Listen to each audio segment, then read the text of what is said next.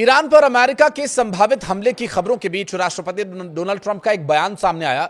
Nuclear को लेकर Iran प्रमुख अयतुल्ला अली खामेनेई को अमेरिकी प्रेसिडेंट ने अल्टीमेटम दे दिया है कि अगर सार्थक समझौता नहीं किया गया तो तेहरान को इसके गंभीर परिणाम भुगतने होंगे।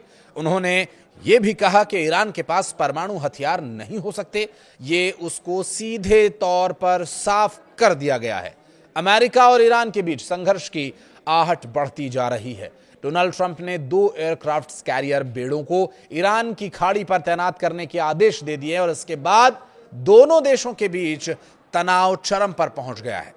ईरान ने भी होर्मुज़ जलसंधि में एक युद्धाभ्यास कर इस क्षेत्र को पूरी तरह से बंद करने के संकेत दिए, जो वैश्विक तेल सप्लाई में बाधा पहुंचाने वाला कदम साबित हो सकता है। यानी अमेरिका से लेकर के यूरोप और अफ्रीका से लेकर के पूरे एशिया के लिए आने वाले दिन कूटनीतिक स्तर पर काफी अहम होने वाले हैं। ट्रंप ने बोर्ड ऑफ पीस की बैठक में कहा कि ईरान के साथ बातचीत बहुत सकारात्मक रही, हमको एक सार्थक समझौता करना होगा वरना परिणाम बहुत ज्यादा गंभीर होंगे। हम ईरान के साथ कुछ काम करना चाहते हैं लेकिन उसके पास परमाणु हथियार नहीं हो सकते, ये उनको स्पष्ट कर दिया गया। और ट्रंप ने आगे कहा कि ईरान को लेकर अगले 10 दिन में तस्वीर साफ हो जाएगी। अमेरिकी प्रेसिडेंट डोनाल्ड ट्रंप ने अपने शीर्ष सलाहकारों के साथ हाई लेवल मीटिंग के बाद ईरान को 10 दिन के भीतर परमाणु कार्यक्रम पर समझौता करने का अल्टीमेटम दे दिया। और सूत्रों के हवाले से जानकारी यह भी मिल रही है कि ट्रंप प्रशासन ईरान के खिलाफ बड़ा युद्ध शुरू करने के करीब पहुंच चुका है और ईरान में संभावित अमेरिकी सैन्य अभियान लंबा खिंच सकता है, जो बीते महीने वेनेजुएला में शुरू हुए टारगेट अटैक की तुलना में पूर्ण युद्ध जैसा नजर आएगा। ऐसे में यह जानना अहम है कि आखिर अमेरिका और ईरान के बीच हालिया विवाद क्यों और कब से उभरा है, अमेरिका की तरफ से कौन से हथियार और बेड़े पश्चिम एशिया की तरफ भेजे गए हैं, ईरान इस स्थिति से निपटने के लिए कैसे तैयारी कर रहा है और अगर दोनों देशों के बीच संघर्ष होता है या स्थिति तनावपूर्ण बनती है तो आगे इसका क्या असर हो सकता है। ईरान अमेरिका के बीच तनाव ईरान में महंगाई को लेकर विरोध प्रदर्शनों और उसके खिलाफ सरकारी कार्रवाई के बीच बढ़ा। तनाव की एक और वजह इस दौरान अमेरिका की ओर से पश्चिमी एशिया में की गई सैन्य तैनाती भी मानी जा रही है, जिसके जरिए अमेरिकी प्रेसिडेंट डोनाल्ड ट्रंप ईरान के अयतुल्ला अली खामेनेई के शासन को खत्म करने की चेतावनी दे रहे हैं। इन सब के बीच ईरान का परमाणु कार्यक्रम हमेशा से ही दोनों पक्षों में तनाव का बड़ा कारण रहा है। अमेरिका ईरान को परमाणु हथियार हासिल करने से रोकना चाहता है और राष्ट्रपति ट्रंप एक नए परमाणु समझौते के लिए दबाव बना रहे हैं। दिसंबर 2025 में ईरान में बढ़ती कीमतें और गिरती मुद्रा को देखते हुए शुरू हुआ जो विरोध प्रदर्शन था, ईरानी सरकार की सख्ती यहां देखने को मिली थी। इसमें हजारों लोगों के मारे जाने की भी खबर रही। अब बताया यह जाता है कि इन घटनाओं को खुद अमेरिका ने ही भड़काया ताकि वो ईरान के मामलों में दखल दे सके। ईरान का लगातार बढ़ता बैलिस्टिक मिसाइल कार्यक्रम और इजराइल जैसे अमेरिकी सहयोगियों पर बढ़ता खतरा भी दोनों देशों के बीच तनाव का बड़ा कारण है।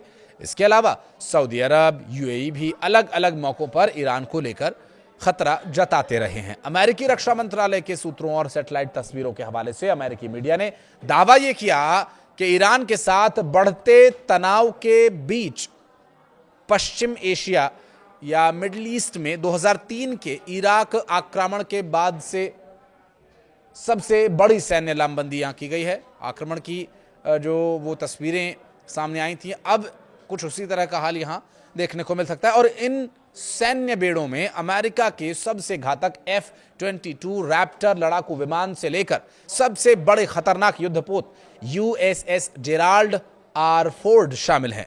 अमेरिका ने इस क्षेत्र में 2 परमाणु संचालित विमान वाहक पोत तैनात किए हैं। पहला USS अब्राहम लिंकन जो जनवरी के आखिर में अरब सागर में पहुंचा था और इसके बाद दुनिया के सबसे बड़े आधुनिक विमान वाहक पोत USS जेराल्ड आर फोर्ड को भी इसी जगह पहुंचा दिए जाने का आदेश आ चुका है और ये मौजूदा समय में अटलांटिक महासागर से पश्चिमी एशिया के रास्ते पर है। वर्तमान में क्षेत्र में कुल 13 विध्वंसक पोत तैनात किए जा चुके हैं। इनमें USS अब्राहम लिंकन के साथ आए 3 प्रमुख पोत USS Frank E Peterson junior, USS Spruance और USS माइकल मर्फी शामिल हैं। जो ये पोत हैं वो उन्नत रडार और बैलिस्टिक मिसाइल सुरक्षा प्रणालियों से लैस है। यानी ईरान ने अगर जवाबी कार्रवाई की तो उसके लिए ये पूरी तरह से तैयार है। अमेरिका ने बड़ी संख्या में F-22 रैप्टर और F-35 लाइटनिंग जैसे स्टिल्थ फाइटर जेट्स तैनात किए हुए हैं और इनके अलावा F-15, F-16 फैल्कन लड़ाकू विमानों की स्क्वाड्रन भी यहां पर भेजी गई है और हवाई अभियानों के संचालन के लिए E-3 सेंट्री अवाक्स टोही विमान, KC-135 रिफ्यूलिंग टैंकर्स, E-11 युद्ध क्षेत्र संचार विमान तैनात किए गए हैं। जॉर्डन के मुवाफाक सॉल्टी एयरबेस पर कम से कम 5 MQ-9 रीपर ड्रोन्स देखे गए हैं। इसके अलावा डिएगो गर्जिया द्वीप पर B-2 स्टील्थ बमवर्षक विमानों को भी हाई अलर्ट पर रखा गया है। इन्हें B-2 बमवर्षक विमानों के जरिए अमेरिका ने पिछले साल ऑपरेशन मिडनाइट हैमर को अंजाम दिया गया था और ईरान के परमाणु ठिकानों पर GBU-57 बॉम्ब बरसाए गए थे। अमेरिकी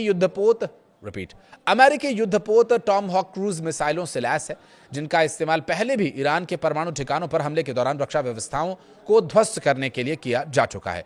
ईरानी मिसाइल के जवाबी हमले से सुरक्षा के लिए पेंटागन और क्षेत्र में अतिरिक्त पैट्रियट और एयर डिफेंस सिस्टम थर्ड हवाई रक्षा प्रणालियां तैनात हैं। विमानवाहक पोतों पर इलेक्ट्रॉनिक वॉरफेयर विमान AN/SLQ-25A निक्सी जैसे डिकॉय सिस्टम्स भी मौजूद हैं, जो दुश्मन के हथियारों को भ्रमित कर सकते हैं और अपने किसी भी हथियार को हमले से बचा सकते हैं। अमेरिका का यह सैन्य जमावड़ा ईरान के इर्द गिर्द कई रणनीतिक स्थानों पर तैनात है। इनमें प्रमुख एयरबेस और अंतर्राष्ट्रीय जल क्षेत्र जॉर्डन, सऊदी अरब और ओमान के पास स्थित है। इसके अलावा अरब सागर, हिंद महासागर, बहरीन और कतर में भी अमेरिका के महत्वपूर्ण सैन्य ठिकानों और सुविधाएं मौजूद हैं। पूरे पश्चिमी एशिया क्षेत्र में लगभग 30 से 40 हजार अमेरिकी सैनिक तैनात हैं। वर्तमान स्थिति को देखते हुए दावा यही किया जा रहा है कि अमेरिका कभी भी हमला कर सकता है, लेकिन इतिहास क्या कहता है? वियतनाम का युद्ध याद कीजिए।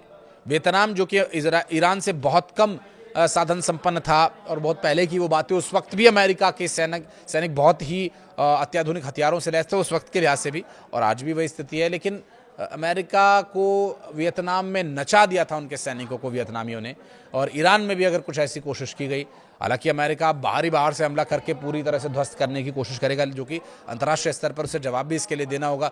अब जो उसकी कूटरचित साजिश है वो कितनी कामयाब होती है तो बहरहाल आने वाले वक्त में पता चल ही जाएगा। लेकिन एक इस्लामिक शासन को रोकना, एक अपने सहयोगी के लिए एक देश पर इस तरह से दबाव बनाना और वहाँ की जो अंतर्राज्यीय या देश के अंदर की जो कानून व्यवस्था उसे पूरी तरह से झकझोर कर रख देना, ये कहां तक उचित है? कुछ कहना चाहे तो बताइएगा कमेंट सेक्शन में। वीडियो को यहां तक देखने के लिए बहुत धन्यवाद।